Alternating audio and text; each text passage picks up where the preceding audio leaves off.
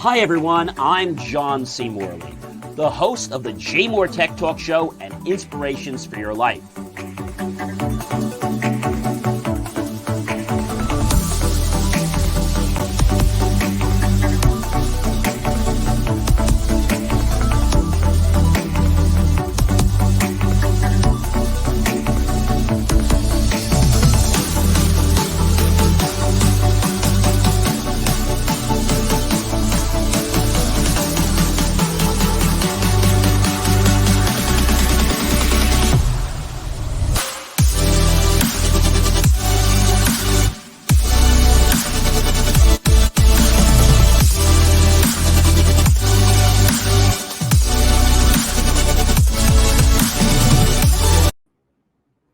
Well, hey everyone, it is John C. Morley here, serial entrepreneur, and welcome to another great edition of the JMOR Tech Talk Show.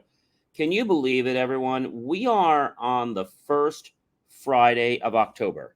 You know, I was saying this, that where did June go? Where did July go? Where did August go? Where did the whole summer go, everyone? That's what I want to know. I mean, it's absolutely crazy. So we have a great show for you guys tonight, and just a lot to share with you about technology and what's happening. So let's kick it off and let's get right into this. All right. First thing is Spotify buys a moderation firm. This is interesting.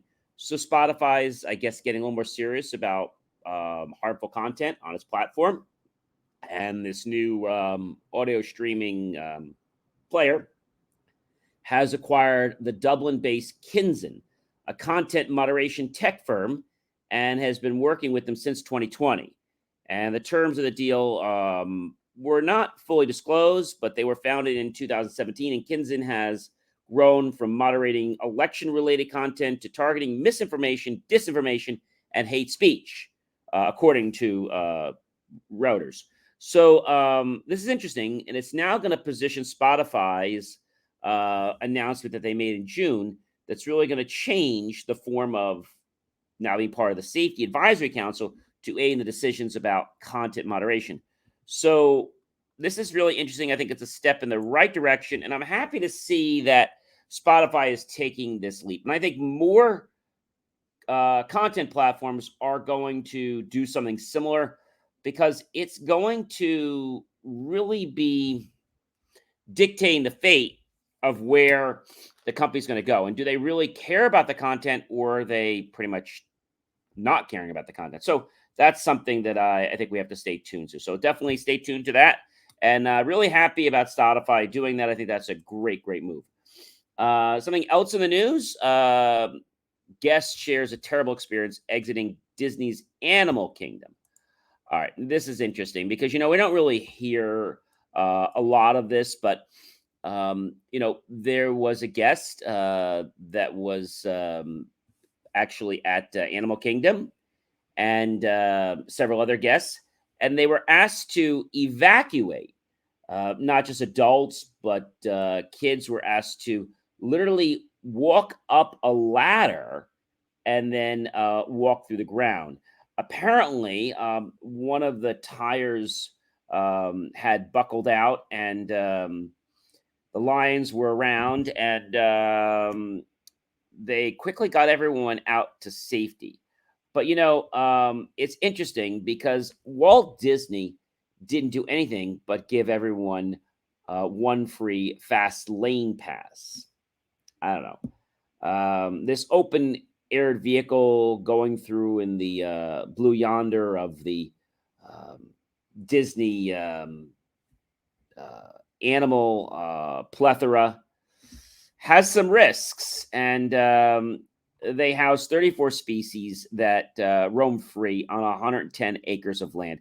And the animals include crocodiles, wild beasts, lions, elephants, hippopotamus, black rhinoceroses, and really interesting to see, what they're doing. But I was just surprised that more care didn't go into, I guess, the maintenance and the upkeep of these vehicles, because something like this should have been caught, obviously, before they were on trail. So not too happy with Disney there, but did want to share that story with you.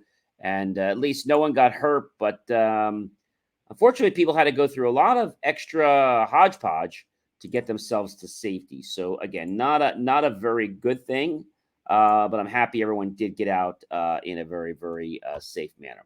So Google's exploring your data, and here's proof. And what I really should say when I say the word exploring, I shouldn't really say exploring. I should really say they are exploiting your data. Okay, because exploring is great, but really it's exploiting your data. And here's the proof. So there was an ex Google ad boss, and he's now building a tracker free search engine. So Google, as you know, does compile a lot of data on everyone. And I think it's a great idea that you use search engines like, the Duck and stuff like that, because I feel that unfortunately, Google can be bought, and DuckDuckGo is a great free search engine that you can use that doesn't track you. Even gives you some statuses on the side if you have the plugin installed with your browser to let you know whether you're an A, B, C, D. It gives you like a rating on this on the privacy of that site. So I'm not impressed with Google. I mean, I know that they help rank pages and stuff like that, but I don't know. I feel that it has me worried because they're more concerned about making money than they are about people's safety and security. So, I mean, that's just the truth. Just the other day, I was having a conversation with one of the supposedly Google ad specialists. But what I learned about these Google ad specialists, and being quite honest here, I've used Google for quite a long time, and I've used Google Ads for quite a long time. And we were testing this out, and they said, we can guarantee you that we're going to build you a much better ad, and we're going to get you better traffic. I have to tell you, the person that I originally was talking to, the triage person, was nothing but a con artist. He was like, well, this is the way it's going to be. If you don't like it, then we won't work with you. I mean, he was just like this, how can I say, egotistical person. And the other interesting thing about Google is that they don't hire um, people to work for Google. They have outside companies that are like contractors. So when you deal with these companies, it's like almost impossible. You deal with these people from all over the world, and then they don't call you back whenever you want. They don't understand the time zones, and it's always a mess. And then if you try to message them, you can't get back to them because, hey, they're Google, and I guess Google can get back to you if and when they ever want to. So, not really in love with the way they did that, and I was unhappy with my campaign several weeks ago. Tried to get in touch with them. Of course, nobody got back to me. There was no way to message them because my message was still in a queue waiting. And the person several weeks ago never showed up to my meeting. He didn't even bother to call me or anything. And every time you call them, because you can only call one number for the Google Ads team, you get some people that are not in our country. They ask you 50 million questions, not really 50 million, but they ask you a lot. It takes about 5 or 10 minutes, and they're just so inefficient. And the thing that really got me was when I started looking at my Google ad campaign, I was like, they don't even have the town right. So my town is Franklin Lakes. They put Franklin. I'm like, are these people like for real? These are supposed to be Google ad specialists. They're Google ad, I don't know, I just call them Google ad wannabes because they don't know what they're doing. They make it sound like they're so great, but you can probably do better. I did better. But if I didn't have experience, I still would have done better. And what they do is they get your campaign to spend money. So it looks like it's doing well. But I want to share a tip with you. Your campaign's going to crash and burn if you don't get conversions in the first 7 days or sooner. Why do I say that? So when you get Google, they want you to commit to spending usually at least $15 a day, but then they always try to up it to more. And they tell you that they're going to build this amazing Google campaign for you. The first guy kind of, sings you a song and a dance. 2 or 3 days later, the guy who was talking all about it, he knew nothing. He was just a triage person, but he really has no knowledge. He sends you off to somebody else who says, "Oh, you're going to speak to a Google ad specialist." Yeah, wow, they're horrible.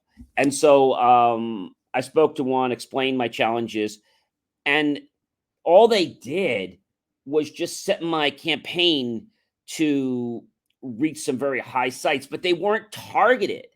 Like, they just picked sites that were going to spend my money. And so that's the problem I have with them. Maybe they do some good things, maybe they have some good searches, but I have to tell you, the Google Ads team is not like the way they used to be many years ago. Now, you can blame it on pandemic, you can blame it on so many things, but the truth of the matter is they're just out to getting your money. I had another friend of mine that actually tried to create a Google ad account, and they did. And then they tried to set up their payment. Well, unfortunately, the person put the wrong information in a spot. It was an innocent mistake. You know what they did to my friend? They actually suspended the account. He messaged them back, explained what happened, messaged them again. And then finally, after 4 weeks, he got a message back saying the account is going to stay suspended. I mean, who are these people? Like, just because they can help us find things on the web, that doesn't mean they should act like that. And I don't know if it's Google's actual modus to be doing things like this, or if Google's unaware of the way their contractors are treating their clients like crap. They're losing clients, I can tell you that. And they're very good at getting your campaign to spend money, but they're lousy about getting it to convert. In fact, what they'll probably tell you is, oh, the reason your campaign's not doing well, you got to spend more money. Well, any idiot can tell you that. But if it's not targeted properly, for example, if I'm targeting tech, they had me on movie sites. They had me on sites that were not even related to the people in my business, not even business owners. I'm like, come on, Google. So I just decided I wasn't going to even waste any more time with them. He actually called me back, this triage guy that I originally spoke to, who was absolutely horrible. I'd be ashamed to say that I was part of the Google team because he did such a bad job. And I told him I was done with him, and he basically said, well, can I get some feedback? I said, sure. I said, how horrible and lousy you guys? Absolutely. I'll be happy to share how lousy you are. And I explained to him how you guys really don't know what you're doing. You just kind of con people. Maybe that's not your intent, but you really don't know about people's businesses. And you try to make them believe that you're going to be their magic bullet, that you're going to help them. And I just have to tell you that if you had the premonition like I did, like they were going to be like the saving grace, like they were going to help you, they're not. They're just going to get your campaign to spend lots of money very, very quickly. And if you don't spend money very quickly, well, they're going to stop bothering with you. And when I told them that the campaign that I built actually is performing better than the campaigns they built, they kind of denied it. So maybe Google doesn't know what they're doing. Maybe they do. I don't know. But all I know is that if I was the head of Google and I had these outsourced companies working for me and I saw what they were doing, I would fire them because they don't even know what's going on. Somebody that couldn't even listen to a video call and watch it and hear and see an email that said the towns that I want to target, they just put things that were close. That's not a good job. And then they take days to get back to you. I mean, days. It's just a joke. There are much better ways to advertise than using Google AdWords. The thing is, they don't even let you target now certain types of business anymore. Like as a tech company, I can't even say that we do tech support because they've had all these scam problems. I don't know. I'm very disappointed with you guys, Google. I just use you for what I use you for, and that's it. But I don't really bank on you to make my money because at the end of the day, you're a company with information and you're all about money. You're not about helping my site get better. And as my site does grow, you're going to serve me up anyway, because if you don't, you're going to look like a fool. So if I have great quality content, of course Google's going to serve it up. I mean, they have to, right? And if they don't, I really don't care because I got so many other platforms. I mean, just on Facebook alone, I had close to 35,000 views. So, Google, I don't know what you're doing. I don't know why your ad service is the way it is, but I'm not happy with it. Why? First of all, this isn't just me, but this is a lot of people. Um, there is a gentleman here, and I'm gonna read you verbatim what he says. I'm not going to give you his name, but I'm going to quote exactly what he says. He wrote something on February 4th, 2022. Why Google Ads support sucks, and there's nobody with any power in the US to speak to. Quote, I originally had this amazing ad specialist in India dedicated to my account who was pleasant and knowledgeable. We worked together for close to 2 years to get my ads up to where I wanted. I increased my ad spend significantly and then was reassigned to the Google Ads call center in India, where the service is terrible. And if they can't answer your questions, they politely hang up on you and then completely hang up the call before you can review them. I have searched endlessly for contact information to speak to a higher up to discuss these issues and get nowhere. I've called Google in the US and can't get anywhere. I have even asked the call center who plays a game. I'm not allowed to transfer calls. There's no manager to speak to. I'm just about ready to completely cancel all my ads and dedicate all of the thousands I spend every month on Google Ads to other platforms like Facebook, who give you a dedicated ad specialist in the US with knowledge and who can treat you with respect. In fact, in shutting off all my ads as soon as I am done typing this message. Does anyone have an email or phone number for the manager in the United States in charge of Google Ads accounts? Now, I want to tell you that Facebook is not all peaches and cream either. You're better off to do what you want to do on there as well, like yourself. Okay.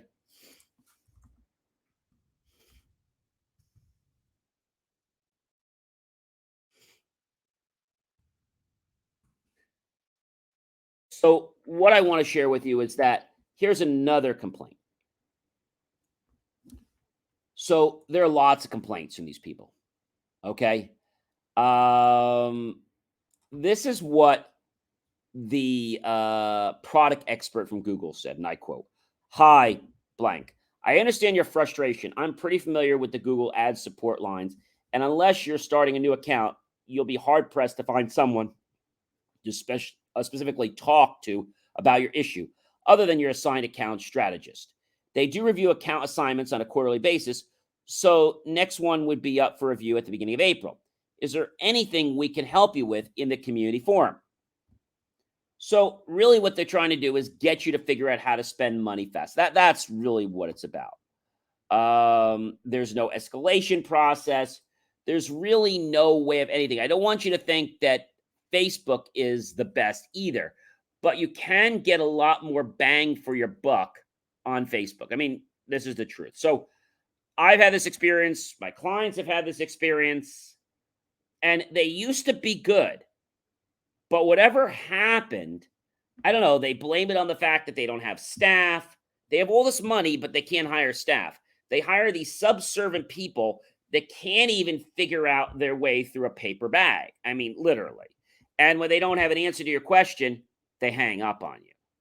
I mean, is that suck or is that just rude? I think that's rude. So definitely wanted to share that with you. And again, I'm not the only one that had been frustrated with them.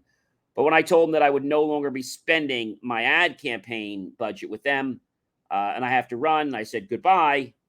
I'll probably never hear from them again. Very, very disappointed. They're a micromanaged company, but they just give terrible results. They're about one thing, ladies and gentlemen, and that's about money. That's all they're about. They're about money. That's it. End of story. All right. So imagine, ladies and gentlemen, riding around San Francisco in a driverless taxi. What would that be like?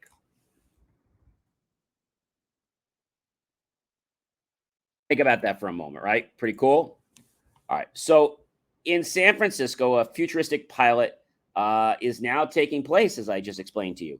A driverless robo taxi are being allowed at night for paying members of the public. This company says the cars will revolutionize transport. But critics say putting fully autonomous taxis on urban streets is premature and dangerous. I think right now there's a lot more R&D that has to go into this. And I think a lot of people want to jump this way, but it's not the right method.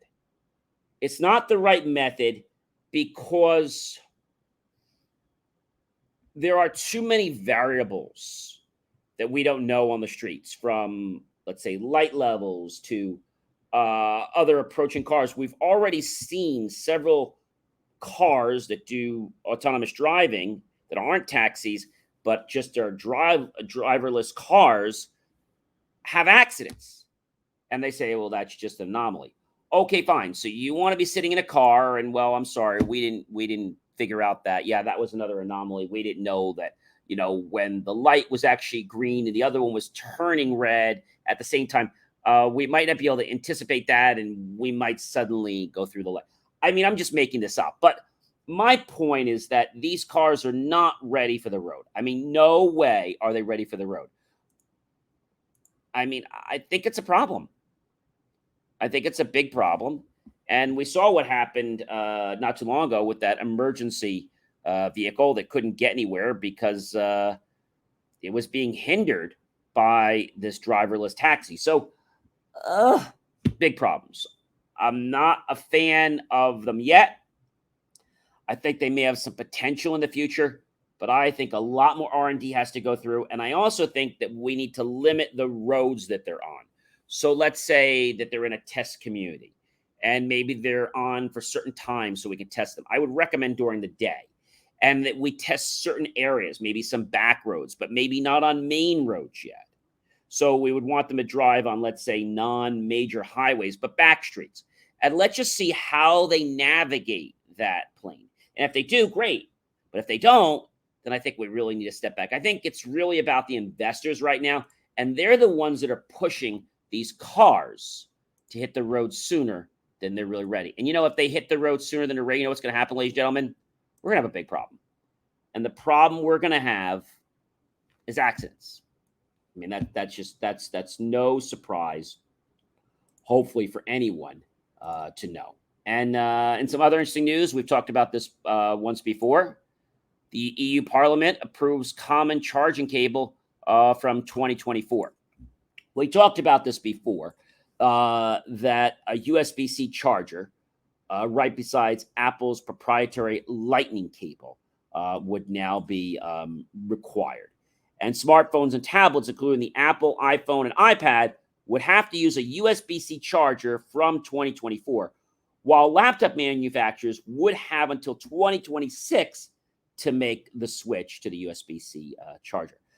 There were 602 votes in favor and 13 against, with 8 abstaining. Obviously, we know that motion passed, right?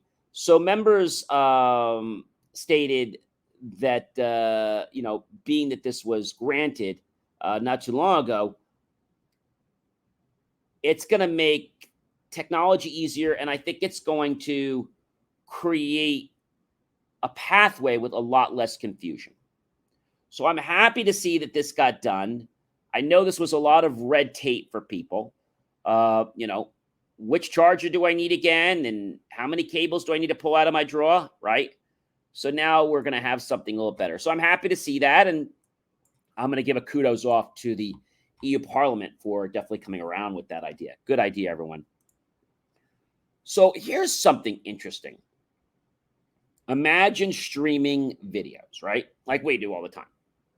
But how about if streaming videos could actually produce heat in people's homes? That sounds interesting.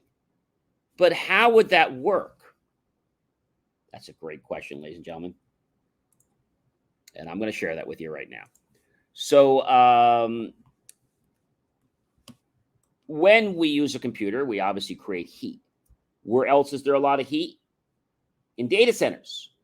But you probably didn't know that data centers waste a lot of heat. Yes, huge amounts of heat are dissipated by servers and, as I said, oftentimes wasted.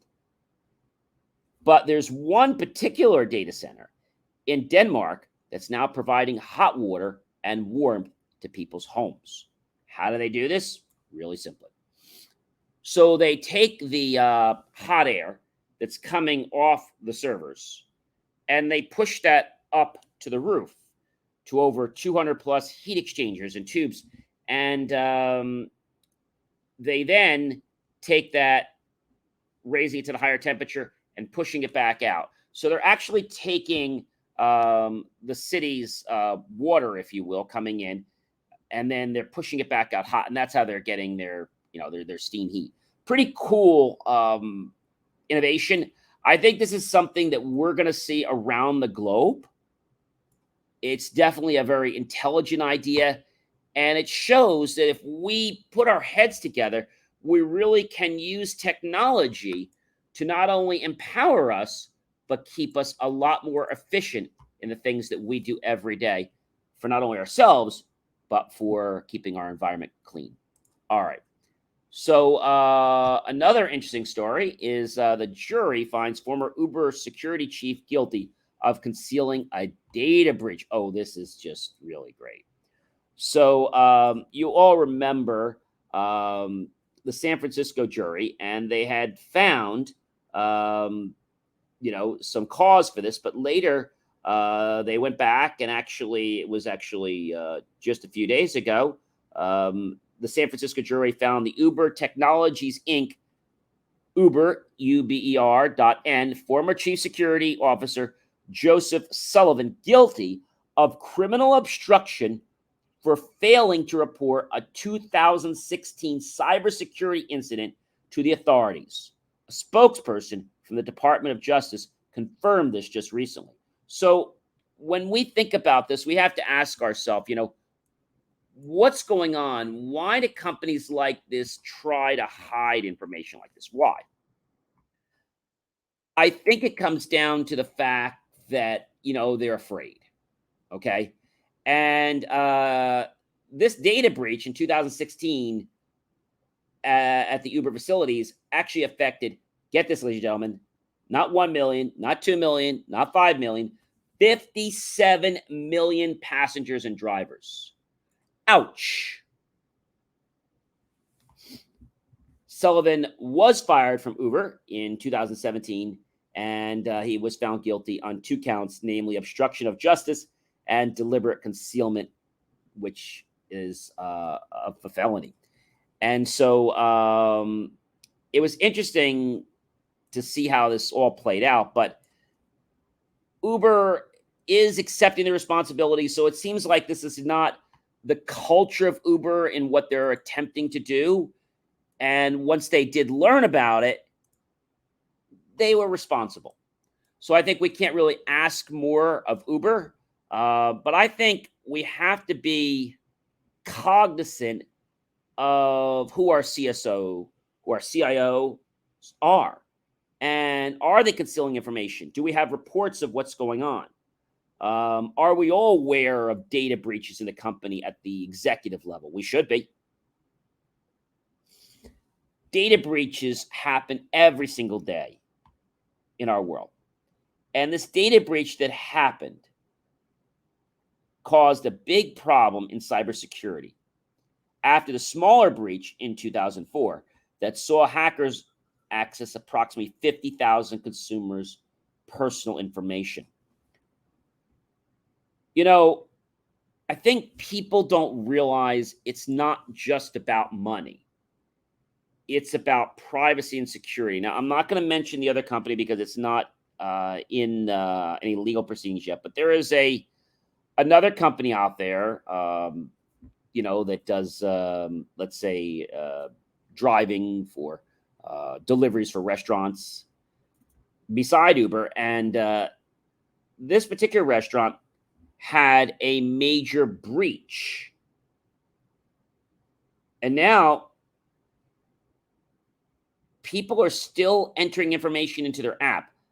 I would want some kind of, I don't know, assurance that they've done anything, but they haven't published anything that they've solved the issue. I'm not going to tell you who it is, but I think this becomes a major problem for companies, for individuals, right?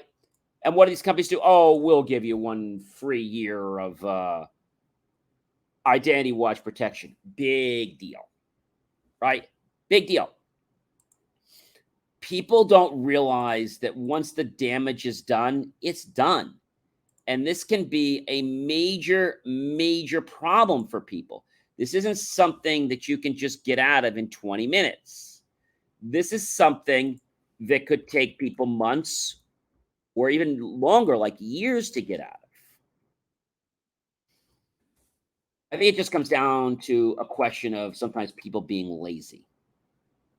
That's what it comes down to.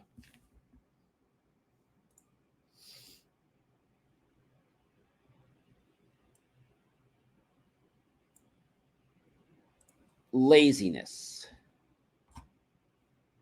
Laziness is something that a lot of tech companies are guilty of. And not all of them, but I'm going to say some. And it's because they don't quite get what's going on, right? They don't quite get what's going on. And so now that we understand that, hopefully you can understand what's going on.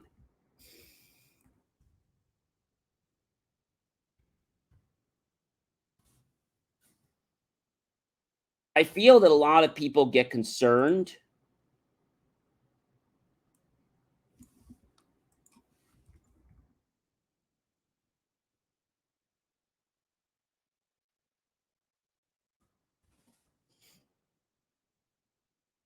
They're concerned because of how it's going to impact them as an individual, but I don't think companies understand what it means to be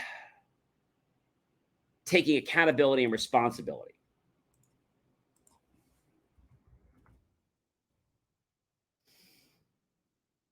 That's the truth.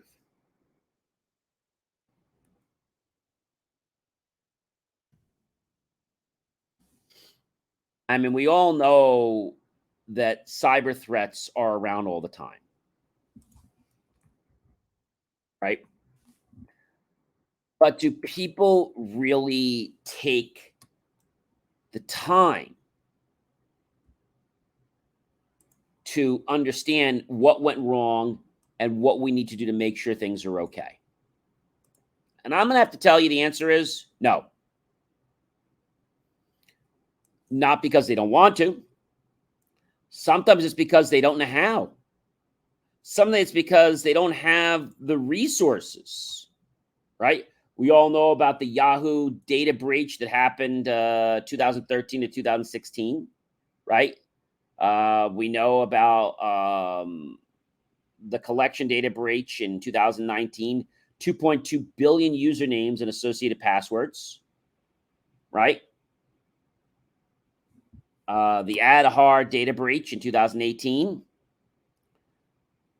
the FDR, First American Financial Corporation, which does so many transactions for credit cards, data breached 885 million records.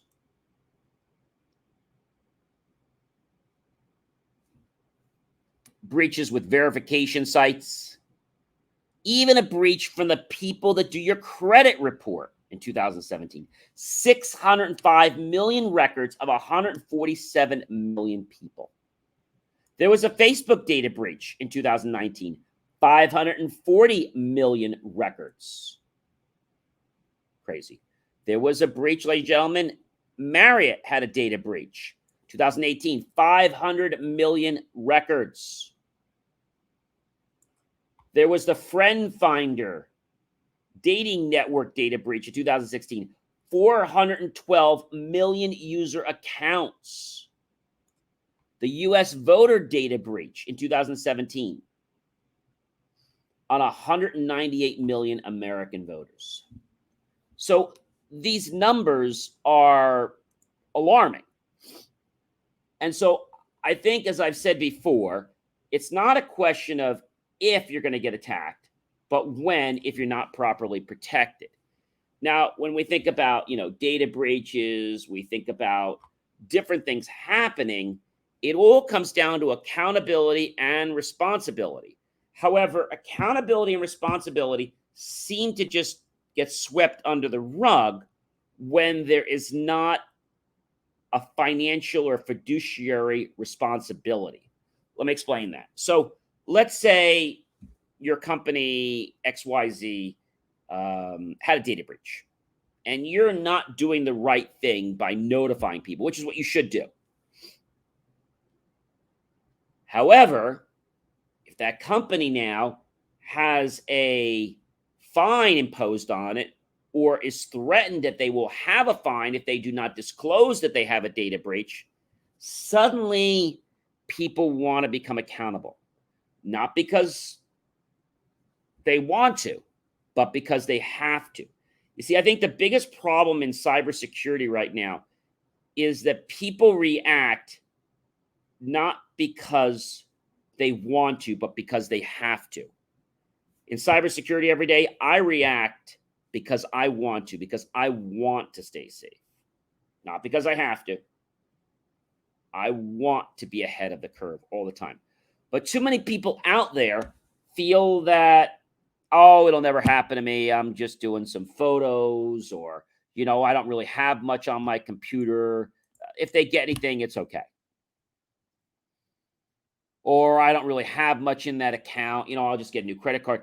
I don't think you realize what it means when your data gets exposed.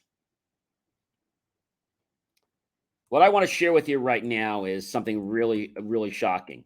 How long, if I asked you right now, ladies and gentlemen, how long does it take to fix?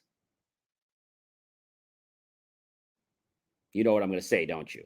How long does it take to fix identity theft? Well, it can take anywhere from 100 to 200 hours over 6 months or more.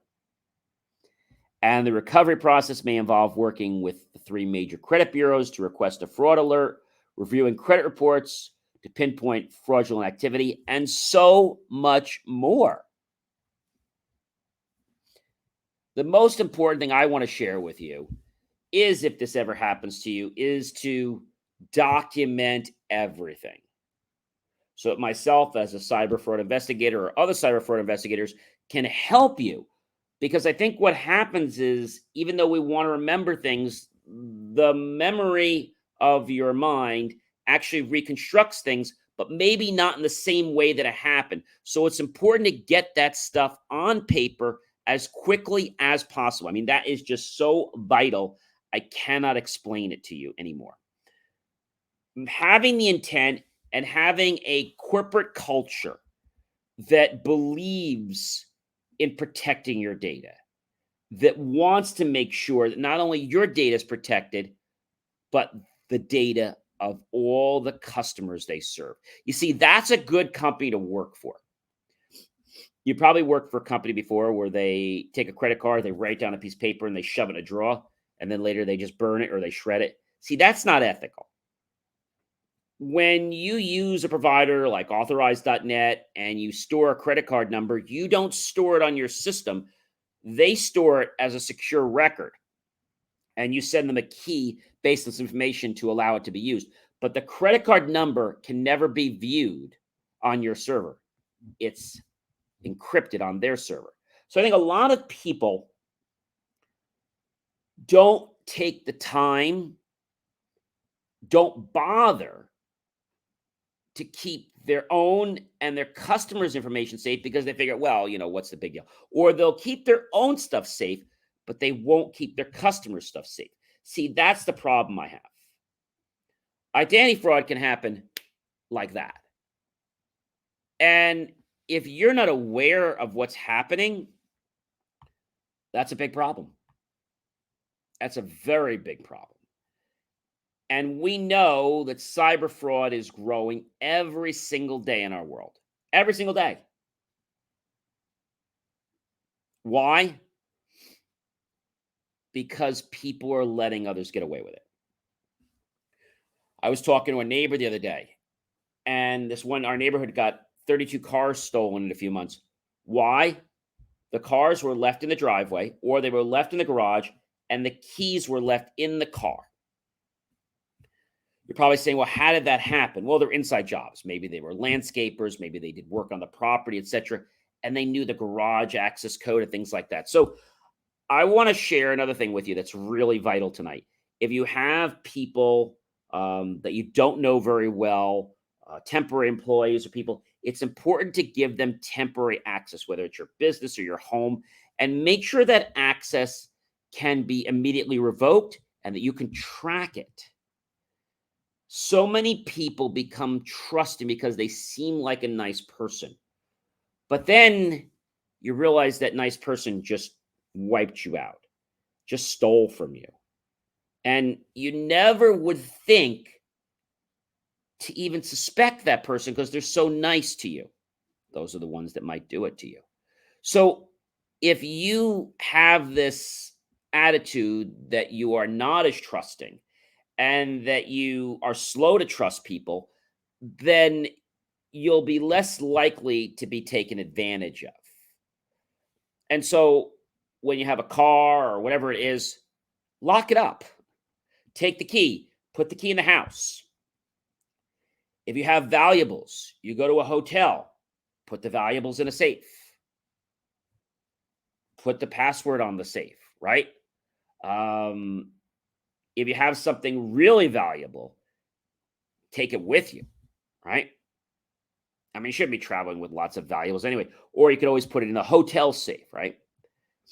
So I think knowing what's going on is really 85 to 90% of what could save you from your identity to things getting stolen from you to actually making sure that you don't become a victim. And you're going to hear me talk about this on a lot of shows because I am tired of people that become victims. I'm not mad at them, but I'm just tired of hearing that they became a victim. And if I can just get one or two of you out there to say, wait a minute, I don't want to become a victim, like John said, that would make me so very happy. Ladies and gentlemen, you know who I am by now, don't you? I am John C. Morley, serial entrepreneur. It has been an amazing privilege, pleasure, and honor to be with you again on the JMOR Tech Talk Show, the first show for the month of October. We have lots more great shows, and we have guests coming up in the next couple months, so you're definitely going to want to hang around. Check out our other great stuff. Also, check out believemeachieve.com, which has some amazing stuff to help you improve the quality of your life. Definitely like, love, support my channel. Comment below what you think about tonight's show. Of course, tag your friends, colleagues, and associates below any one of my shows. Just click on that PayPal link and make the choice to buy my team and I a savory slice of watermelon, piece of cake, or maybe a nice, delicious hot chocolate. Either way, we'll be grateful with those pennies and dollars. We'll invest them into new hardware, new technology, new equipment, new software, even new facilities to give you the most jaw-dropping, motivational, inspirational content to empower your life to change and become a better version of yourself. If you'd like to become a guest on the JMOR Tech Talk Show, simply visit JMOR.com. Click on Reach Out today. Let us know you want to be a guest. And this little profile you fill out. Remember, we don't accept everyone, and this is a pitch to us, but we're not looking for you to sell us. We're looking for you to tell us why you'd be a good guest. If we think it makes sense, we'll invite you for a pre-interview. After that, we'll decide if it makes sense to bring you on the JMOR Tech Talk Show. Remember, we are not a sales show. I cannot express that enough. This is not a sales show. So if your intent is to get on our show to sell a product, you're not getting on our show. Have yourself a great rest of your weekend. I can't wait to see you again on another JMOR Tech Talk Show or on another video that I produce. You know, I produce so many. I hope you'll definitely check them out. I'll see you guys real soon. Have yourself a wonderful weekend.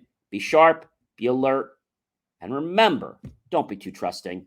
Unfortunately, They're people that may just take advantage of you, and that wouldn't be too good.